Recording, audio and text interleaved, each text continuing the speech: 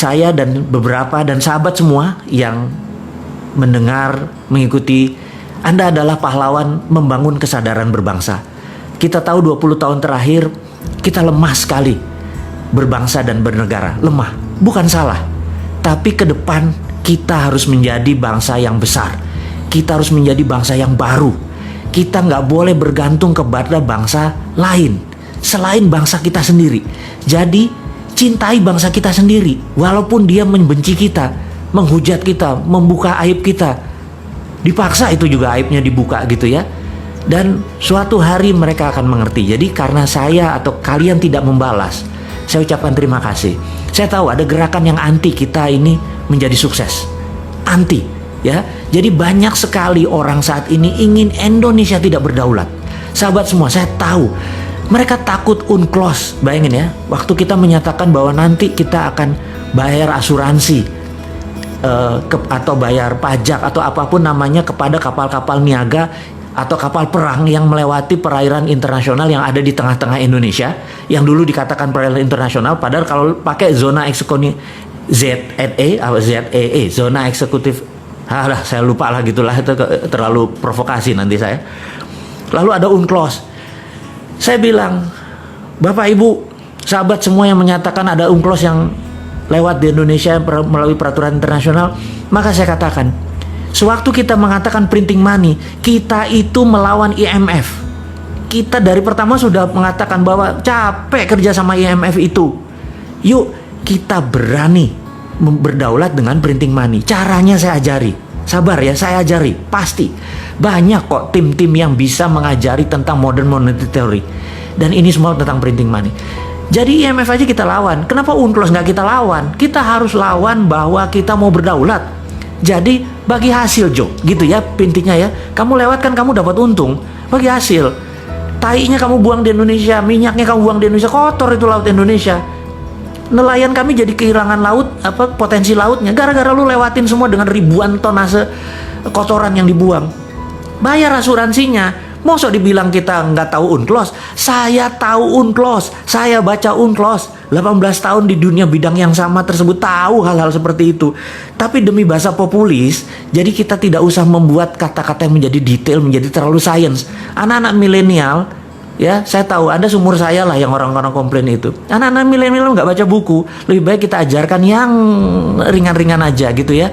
Kemudian kita tahu saat ini takut sekali modern monetary dijalankan oleh kita. Takut sekali bahwa kita akan menggunakan sovereign wealth fund. Ya, sekedar mengingat sahabat semua, adik-adikku mungkin ya, Anda semua di bawah saya umurnya, saya ini kolonial. Saya menyatakan bahwa saya titipkan bangsa ini kepada Anda. Saya ajarin apa itu SWF. SWF adalah sovereign wealth fund. Tahun 70-an, Pak Ibnu Sutowo pernah menggunakan SWF ini. Dia dulu namanya kalau nggak salah Kuda Laut. Kuda Laut ini adalah BUMNK, Badan Usaha Milik Negara Khusus. Jadi anggap sekarang ini SKK Migas, Satuan Kerja Khusus Migas itu sebenarnya BUMNK, Badan Usaha Milik Negara Khusus. Jadi Kuda Laut adalah BUMNK di mana sebagian minyak di forward oleh Pak Ibnu Sutowo, dan uang yang diterima di depan itu untuk membangun Krakatau Steel dan beberapa industri penting, karena sekali lagi tanpa industri Indonesia tidak menjadi negara berdaulat. Jadi karena waktu itu kita nggak punya uang, kita menggunakan strategi SWF. Jadi secara jurisprudensi, secara bahasa hukum, SWF itu pernah dilakukan, dan SWF adalah pelaksanaan pengejawantahan pasal 33 dalam arti sebenarnya. Jadi kalau kita mengatakan ini adalah ekonomi Pancasila dengan mempraktekkan pasal 33, SWF itu match atau cocok. Jadi aset negara masih milik negara. Jadi contohnya gini, Freeport ya. Freeport itu ada di Grasberg misal wilayahnya misalnya. Itu 100% diambil negara saja. Kemudian Freeport ya kayak hotel operatornya saja, dia mau operate. Asal throughput, asal keluar kita bayar gitu ya. Kemudian misalnya tambang minyak, tambang batu bara dan lain sebagainya, semua milik negara. Kalau sekarang kan dia pakai swasta, dan swasta jaminan tadi yang wilayah tadi dijaminkan ke bank atau dijaminkan ke lembaga keuangan, mereka uangnya dapat di mereka kan, kita dapat dari pajak. Jadi kalau ke depan, kalau benar-benar ingin menerapkan SWF, Sovereign Wealth Fund, sebagai strategi untuk membangun ekonomi, itu bisa membuat Indonesia berdaulat. Tapi sahabat semua, ada kelompok orang yang tidak ingin SWF itu dipakai. Indonesia bisa menjadi negara berdaulat gitu ya. Kemudian lagi, kita mempromosikan TINA. TINA adalah there is no alternative. Anda bayangin, there is no alternative itu adalah sebuah gerakan ekonomi. Pada saat kita lakukan, orang nggak punya alternatif lain kecuali melakukan itu. Contoh ya, kita tahu ada 5.600 triliun uang di bank saat ini. Jadi Anda yang taruh 1 miliar di bank, ada yang 1 triliun di bank, Anda dapat deposito bunganya misalnya 50 miliar setahun. 1 miliar itu uang 1 triliun tadi Anda dapat 50 miliar. Anda bayangin, kalau seandainya TINA diterapkan, there is no alternative, di mana bunga deposito adalah 0 gitu ya, apa yang terjadi? Anda yang biasanya punya 1 miliar setahun, 50 miliar setahun, karena uang Anda banyak sekali, saya nggak tahu dapatnya dari mana, mendadak Anda nggak dapat income. Apa yang Anda lakukan? There is no alternative. Nah, karena itu nggak ada alternatif lain, uang itu keluar, setengahnya mungkin keluar, dan langsung menjadi sektor-sektor real, langsung menjadi bantu UKM, bantu tanah, langsung dia berusaha, dan itu ekonomi muter dalam seketika. Jadi sahabat semua, itu adalah TINA. Dan ada satu hal lagi yang membuat saya sejak tahun 99 begitu IMF berdaulat, sekali lagi ya, saya ini bukan melawan IMF, saya hanya men-challenge IMF supaya kita bisa menjadi negara berdaulat. Salah satunya adalah sistem perbankan ini saat ini adalah aset based loan. Aduh, maaf ya saya sahabat semua kalau saya ngomong kecepatan saking semangatnya gitu ya. Kalau ketemu Anda semua tuh saya tuh rasanya alive gitu, karena hidup saya adalah untuk Anda semua gitu ya. Nah, ada namanya aset based loan. Aset based loan ini begini. Kalau Anda pinjam bank atau pinjam apapun, entah bank syariah, entah bank apapun, maka bank akan bertanya, ada jaminan nggak gitu ya. Itu namanya asset based loan. Tapi dulu sebelum tahun 99, kita boleh namanya project based loan. Misalnya Anda adalah tukang las, saya lagi buat pekerjaan di rumah saya untuk ngelas pagar, nilainya 100 juta, itu contoh aja gitu ya. Kemudian dengan kontrak saya ini Anda datang ke lembaga keuangan. Lembaga keuangan nggak minta aset, tetapi melihat, oh si bosman ini ada duit nggak? Oh ada tuh, dia sedikit tuh, kalau 100 juta aja berarti ini bagus gitu ya. Apa yang dilakukan? Dia membiayai berdasarkan kontrak. Jadi namanya project based loan. Nggak minta aset dia. Nah saat ini geprek, misalnya ayam geprek, Anda mau buat tabang keempat, sementara 3 lokasinya Anda tempatnya sewa, tempat keempat juga sewa. Aset Anda nggak ada, tetapi kalau project based loan, revenue Anda, profit Anda itu bisa dibiayai. Nah, saya pengen perbankan itu mengubah lagi bahwa project based loan boleh gitu ya, jangan sampai hanya aset based loan. Nah, Anda tahu bahwa kita membangun santara.co.id. Santara itu adalah kecil, tapi seberapa cepatnya kita membangun ekonomi Indonesia dengan Santara saja. Santara adalah project based, bukan loan, karena Santara tidak loan. Project based bagi hasil. Jadi saya pikir ada yang seleranya bagi hasil. Nah, ada yang seleranya mungkin loan, itu selera Anda semua. Loan syariah, Anda aturlah itu semua. Tetapi kalau bisa project based loan, ekonominya maju. Jadi sekali lagi, begitu TINA diterapkan, there is no alternative, dan boleh project based loan, ekonomi Indonesia akan tumbuh dengan cepat. Dan terakhir yang saya promosikan adalah, saya tahu orang nggak pengen lagi, sekali lagi, banyak orang nggak pengen ada kekuatan Indonesia yang ketiga, yang keempat yang kita usulkan ini, yang Bosman usulkan, yang sahabat semua mungkin akan belajar, adalah tentang tiara. Tiara adalah there is other reasonable alternative. Jadi kalau TINA nggak dikerjakan, tiara aja. Tiara adalah de-dolarisasi. Kita nggak perlu dolar, de-dolarisasi. Jadi seperti dinaran sahabat semua, dinaran.id, ini adalah de-dolarisasi. Rupiah Anda punya kolateral emas, dan di mana rupiah kolateral emas itu Anda bisa menabung. Tapi Anda kalau mau transaksi, Anda tinggal pindahin, mau pindah ke Dana, mau pindah ke OVO, mau pindah ke rekening Anda di bank lain, tapi ada fee-nya tentunya, atau pindah ke Dinaran Card, ada debit card, itu pindah, Anda transaksikan karena debit card pakai GPN, Anda bisa transaksikan dimanapun di seluruh Indonesia. Dan ini adalah solusi-solusi kecil daripada Bosman ini sebagai provokator doang, ngomong doang, nggak ada konsep. Saya nggak mau dibilang kayak gitu. Saya pengen generasi muda itu mencontoh walk the talk. Jadi saya lupakan maksud saya akan membangun supaya teman-teman melihat dengan mata kepala. Yuk kita bangun, kita ada Santara, kita ada Dinaran. Dinaran adalah bentuk tiara, didolarisasi. Jadi sekali lagi teman-teman, Dinaran adalah personal SWF. Jadi kalau ini hanya sebagai contoh, suatu hari begitu mereka ngerti, mungkin banyak pejabat negara yang menyatakan apa sih sovereign wealth fund itu, dia belajar nggak terlalu sempat karena pekerjaannya terlalu sibuk gitu ya. Jadi oke, di Naran itu personal sovereign wealth fund. Jadi begitu Anda taruh, Anda punya underlaying, uang Anda punya underlaying gitu ya. Nah, suatu hari begitu mereka mengerti, oh itu yang maksudnya personal personal sovereign wealth fund, sehingga negara juga bisa dong punya sovereign wealth fund untuk printing money, apapun itu akhirnya melek juga gitu ya. Sekali lagi sahabat semua, ini adalah contoh-contoh yang akan kita kerjakan ke depan. Kita tahu banyak yang nggak suka. Jadi orang yang menyerang kita ini, menyerang saya, menyerang Anda semua, itu kebanyakan mereka tidak ingin Indonesia berdaulat. Percayalah, behind cara mereka berpikir, mereka adalah putra bangsa yang nggak ngerti apa yang mereka kerjakan. Mereka mengkritik aja bisanya tanpa solusi. Jadi yang mereka takut kita melawan UNCLOS. Mereka takut kita menerapkan MMT. Mereka takut kita menjalankan TINA sehingga Indonesia menjadi berdaulat, sehingga Indonesia lebih besar dari Cina, Indonesia lebih besar dari Amerika.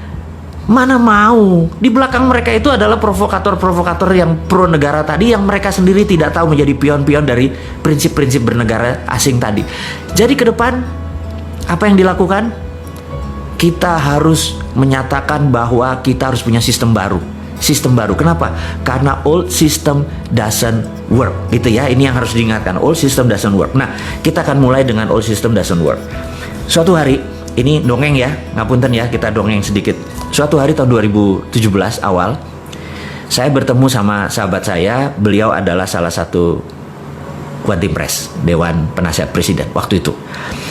Kita diskusi santai. Jadi saya tanya, Bu, gitu ya, saya sebut aja nama ya, Bu, waktu 2016 tuh kalau nggak salah AP ya, Anggaran Pendapatan Belanja Negara, APBN gitu ya, Anggaran Pendapatan Belanja Negara. APBN itu pendapatannya turun, belanja negaranya naik, jadi ada gap sekitar 300 triliun, bener nggak? Oh iya bener Mas. Terus bagaimana cara nutupnya? Ya kami pinjaman gitu. Oke. Terus 2017 ini, waktu itu 2017 kayaknya naik Bu, pendapatannya makin turun dan belanja negaranya naik gitu. Terus apa solusinya gitu? Wah ini Mas, nggak tahu nih Mas. Saya bilang, waduh, ada saran. Nah ini dia, Sontoloyo diminta saran coba ya. Saya pikir, ya ngapunten Bu, ini cuman saran ya Bu. Saya bilang gitu. Saya ini kan punya tanah Bu, gitu ya. Nggak besar, sekian hektar gitu di Pasuruan. Tapi kebetulan tanah ini di sekitarnya ada gas dari HCML, dari Husky Sinok Bu. Terus gimana? Saya tuh kepikiran Bu, gimana kalau kita buat smelter, karena ada tanah, ada gas. Gimana kalau kita buat smelter? Smelter apa Mas? Smelter Freeport Bu, copper smelter. Tuh, kan sekarang Freeport kirim ke Okinawa, kirim ke Sumitomo. Iya Bu. Jadi gini Bu, saya bilang, tolong terbitin yang namanya DMO. DMO adalah singkatan dari Domestic Market Obligation. Oke, demo ya. Jadi kalau kamu dapat demo gini, saya bilang, kalau saya dapat demo, maka Domestic Market Obligation itu terjemahannya adalah gini, Freeport tidak boleh mengekspor koper konsentratnya sampai kebutuhan domestik terpenuhi, gitu ya. Itu peraturan WTO, jadi Domestic Market Obligation. Jadi begitu kita membangun koper smelter tadi, kemudian pegang DMO, maka Freeport harus mengisi dulu ini, baru dia ekspor. Nah, saya ini kan termasuk orang yang nggak setuju diekspornya bahan mentah koper doang. Padahal di dalam koper konsentrat tadi itu kan ada gold, ada platinum, ada uranium dan lain sebagainya. Gitu ya. Ini. Nah, kemudian apa yang dilakukan oleh DMO ini? Jadi dengan adanya DMO Bu, saya bilang gitu ya, dengan adanya Domestic Market Obligation, saya bisa nyari pinjaman. Modalnya berapa? $2 billion. Mas punya 2 billion? Punya Bu. Wah ini kan agak gila. Punya 2 billion gimana caranya gitu? Gini Bu, dengan DMO saya minta 1 juta koper konsentratnya Freeport tidak dikirim tapi masuk ke pabrik kita. Kita akan bangun dengan sekitar 30 triliun. Investasinya sekitar 2,2 billion US dollar waktu itu. Duitmu dari mana? Gini Bu, nanti kan kita akan menghasilkan 100 ton emas per tahun. Dikalikan 20 tahun kan 2 ton. Nah Bank Indonesia ambil yang 2 ton tadi, sebagai jaminannya, lalu Bank Indonesia terbitin bond, Bu. Bond. Jadi Bank Indonesia nggak usah keluarin duit, terbitin aja bond selama 20 tahun ke depan nilainya 6 billion dolar. Nah, dengan bond 6 billion dolar itu, Bu, saya ke pasar internasional saya bisa cari duit untuk membangun 2,2 billion. Jadi saya moderat, modal dengkul urat, Bu, gitu. Oh, ibunya ngakak gitu ya. Oke, saya paham. Nah, dengan demikian kita 2 ton emas tadi kita bisa printing money, Bu. Ibu bisa nyetak seperti sekarang deh 5 kali lebih banyak dari printing money dan kita nggak berhutang gitu ceritanya. Oh, aku paham katanya, aku paham gitu ya. Jadi itu adalah prinsip saya berkontribusi. Tapi terus ada proposal, ada Bu, saya udah lihat siapin 1 lembar. Oke, nanti saya diskusikan hal ini gitu ya. Nah, sahabat, singkat semua, saya pamit dan nggak lama kemudian 1 bulan 2 bulan lewat, saya tanya, Bu, gimana usulannya? Nggak bisa karena keluar PP nomor 1 tahun 2017 tentang IUPK iya udah saya paham, saya bilang lanjut deh, saya bilang itu nggak apa-apa karena itu pilihan bernegara. Jadi sekali lagi sistemnya berbeda. Jadi saya cuman mengingatkan bahwa kita pernah mengusulkan bahwa menggunakan kekuatan Freeport. Jadi jangan diambil Freeportnya, tapi diambil kemanfaatan produknya, yaitu gold. Dengan gold inilah kita printing money, itu prinsip saya. Tapi sekarang lebih memilih mengambil Freeportnya, pakai pinjaman hutang, dan kemarin utangnya saya nggak tahu gimana bayarnya karena Freeport juga produksinya nggak terlalu bagus. Utang investasi kita nggak balik-balik. Saya nggak ngerti. Sekali lagi, kalau saya punya muscle knowledge berbeda, ilmu pengetahuan saya berbeda, cara strategi berbisnis saya berbeda, lebih baik saya membangun membangun copper smelter di Indonesia, di mana hasilnya sekitar 500.000 limbah dari itu diambil petrokimia Gresik dan itu bisa menerbitkan urea. Jadi produk ini sebenarnya sangat integrated, tapi sekali lagi saya udah lewat. Saya cuma menceritakan bahwa sahabat semua, ini hanya membuktikan bahwa old system doesn't work, alias sistem lama itu nggak bekerja. Kita mau challenge. Apakah jarak orang kaya sama orang miskin sekarang mendekat dengan old system? Enggak kan? Apakah saat ini orang semuanya sehat dengan sistem yang ada? Enggak kan? Apakah sekarang ini orang lebih baik kehidupannya dengan old system? Enggak. Jadi kalau old system doesn't work, kenapa kita masih mempertahankan? Itu challenge-nya. Nah, apa yang harus kita lakukan? Jadi menurut saya ini adalah tema garis besar kita bertemu adalah cara cerdas bernegara. Cara cerdas bernegara adalah ubah sistemnya. Tapi kita harus konstitusional ya, bukan ngelawan terus menggunakan perusahaan. Enggak. Itu bukan anak milenial. Anak milenial itu santuy, seru gitu ya. Dan kita juga caranya dengan mempromosikan prinsip-prinsip kita bahwa kita akan menjalankan TINA, kita akan menjalankan printing money, kita akan menggunakan potensi geopolitik dan geostrategi negara kita. Dan ini adalah kekuatan anak bangsa. Sekali lagi, bukan bergantung pada asing. Saya adalah orang yang tidak setuju dengan printing money. Pinjam uang. Capek minjem uang itu. Anda tahu ya. Bayangin misalnya saya punya usaha gitu ya. Modalnya itu kan pasti pinjam. Dan ternyata kerjanya adalah untuk bank. Capek kerja kayak gitu. Jadi seharusnya kan bagi hasil gitu ya. Baik sahabat semua. Jadi kita ke depan adalah mempromosikan aset based loan. Saya ini hari ini nggak fit banget ngomongnya salah semua. Kita akan mempromosikan project based loan, bukan aset based loan. Kita akan menjalankan Tiara, there is other reasonable alternative atau dedolarisasi. Kita nggak mau bergantung pada dolar. Salah satunya adalah tool yang kita bangun. Jadi sahabat semua, saya merasa pertemuan kita tidak usah panjang-panjang. Yang penting poinnya kita dapat. Jadi ke depan saya akan banyak mengajarkan tentang yang lebih detail lagi, cara cerdas bernegara. Hari ini kita hanya membicarakan karena santai, karena kita akan mulai bentar lagi PSBB akan dibuka. Saya pikir kita akan mulai business as usual. New normal Anda akan praktekkan dan Anda udah tahu itu apa new normal gitu ya. Kalau nggak tahu Anda lihat aja si Sunda Empire, itu udah dari dulu menceritakan tentang new normal gitu ya. Joke sedikit boleh di ujungnya, jangan serius-serius amat gitu ya. Jangan kayak para buzzer serius gitu yang ngeliatin Bosman mau jadi presiden gitu. Lupain, Bosman nggak mau jadi presiden.